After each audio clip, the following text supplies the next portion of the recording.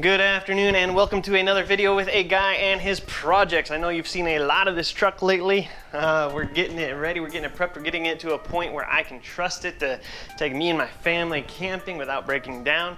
This is still a newer truck to me. I'm still working out the quirks, still trying to catch up on neglected maintenance and do some upgrades to make it mine, because you know, you have to do some upgrades to make it feel like yours.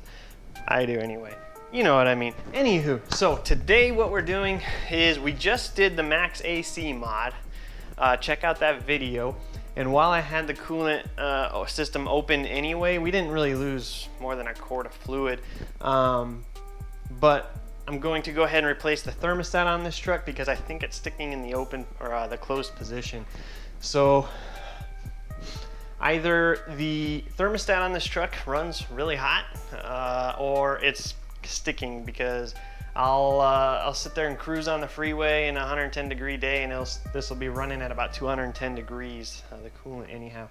So I don't know if it's a bad thermostat. I don't know if they just have a higher rated thermostat in here. Either way, I want to replace it. I mean, they're like $6, 6, 16, 20, 30, 50, I don't know. Anyway, they're cheap. Okay, so I don't know if this is bad. I don't know if it's sticking. I don't know if the previous owner just put a higher temperature thermostat in there.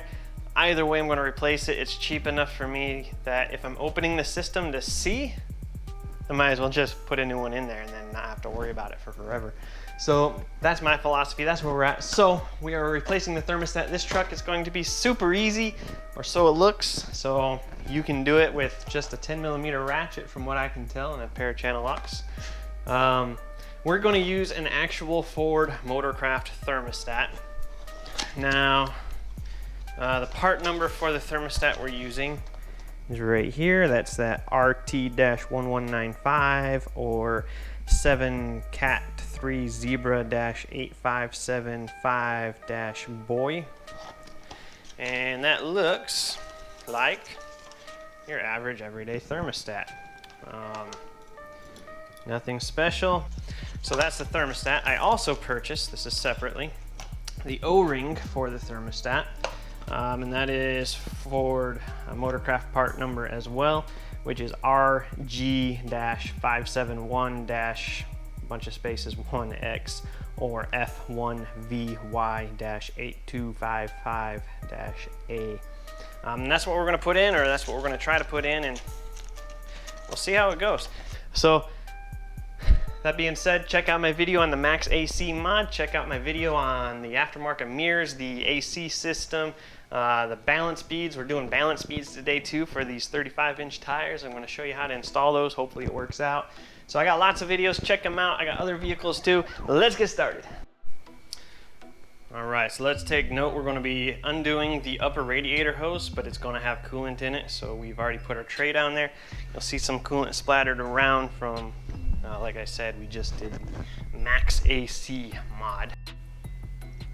All right, so the thermostat is going to be right here inside this housing on top of your engine, which should make it super easy to change out.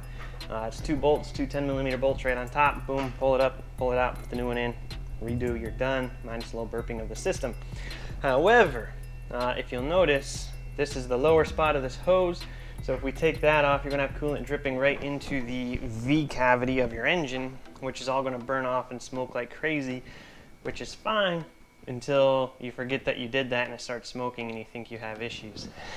So, well, my plan is we're gonna take this hose off up here at the radiator first, so then we can kind of aim and drain most of the fluid down into our pan below and then undo that. So we have minimal drippage, or what I'm hoping is minimal drippage down there into the cavity of your engine. That's my plan. Whether it works that way or not, I don't know. We're going to get started and find out right now.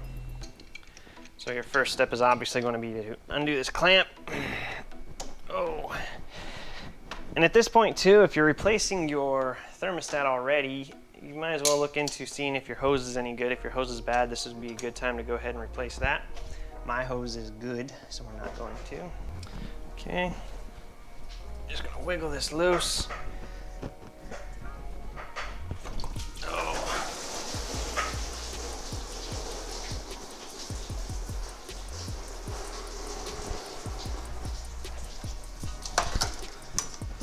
So I kind of missed seeing how much of that went off. Man, it's a really bright fluorescent green. So actually the majority of the fluid went onto the power steering pump, which is alright-ish. That shouldn't get all that nasty or hot. So now we're just gonna take this, kind of twist it and bend it over. Try and get as much of that fluid out of there as possible. So there's that. At this point, if you really wanted to, you could plug that back in. I'm not going to, I'm gonna leave it. I mentioned this is two 10mm bolts. Oh, so I'm just gonna pop it off.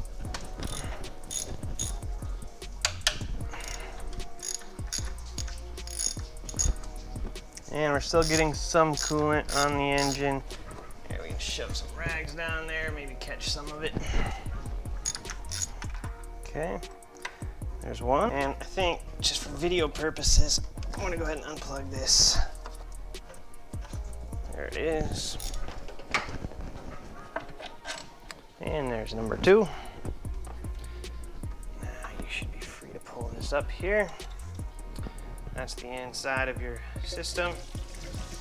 And that just made a gigantic mess. Holy smokes, I was not expecting that. Okay, well, oh well. Too late now. So this thermostat does not have any indication of what temperature it runs at. So again, I'm left in the dark. I will probably put this in some water with a thermometer just to see, because I'm curious. And by putting in the water with a thermometer, this will tell you when it was opening. It won't tell you what it's supposed to open at, but it'll tell you when it was opening. So anyhow, now we can take our new thermostat, plug that in. And we can take our new O-ring and plug that in. And then we can take our hose, put that back in. I'm kind of scared to look under the truck to see how big of a mess that actually was right now. So we're gonna go ahead and put this hose back on just to make it easier to line up. Boop. Okay, so then that can just go right back down. Put bolt number one back in. I was trying to get you guys a better view by getting rid of that wire, and it's not really working. Put bolt number two back in.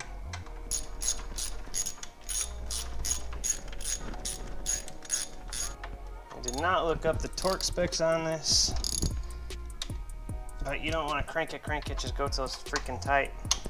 Not grunting tight, just freaking tight. Does that make sense? All right, so that should be it for there. Now we're gonna come back over here and put your hose clamp. All right, now you're gonna put your hose clamp back up on top.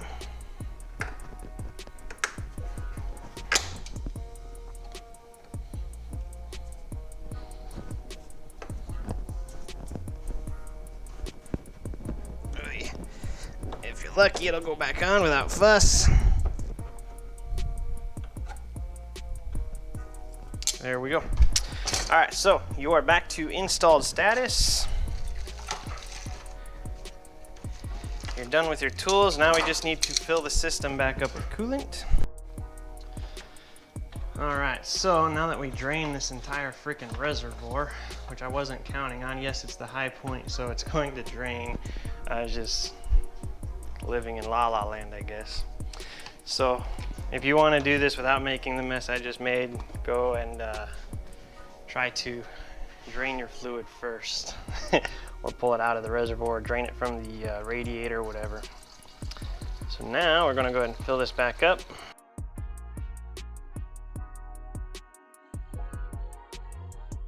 All right, so now while that equalizes itself out, I'm going to put the cap on lightly, and I'm going to hose off my garage and engine bay because, well, yeah, we don't need all that stuff hanging out.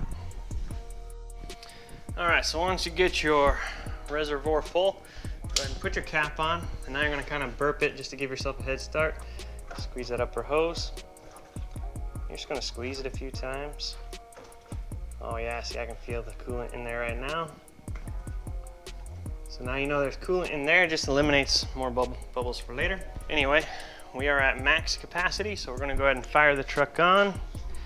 And there's gonna be a lot of splashing from the water. I just sprayed down the engine bay, so We'll see how it goes. But we're gonna turn the truck on and we're gonna let it idle, and it's gonna get nice and hot, of course, and then it'll let the coolant system flow. So we'll turn the heater on and heater core, and the coolant will just flow through the system and allow any air bubbles out. Then we can top this back off again before we hit the road.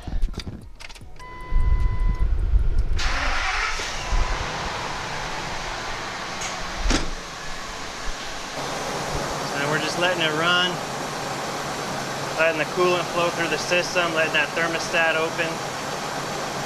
And then once that does, we can refill the system. All right, guys, as easy as that to replace your thermostat on the V10 engine. Super simple, super fast. I did make a mess on the floor, obviously, with that coolant when I pulled that thermostat out. If you want to alleviate that, just empty out your reservoir tank ahead of time rather than mid-project. Do it on purpose instead of accident, whatever, big deal. Just some hose on the engine, some hose on the concrete, cleaned it up, great. So, I mentioned earlier that we were running about 210 degrees on the freeway on a 110-degree day. That is about 100 degrees over ambient temperature, not that that matters, but now with this thermostat, I'm running at about 190 degrees on a 110-degree day on the freeway. That is a 20-degree drop just by replacing the thermostat. That's all we did.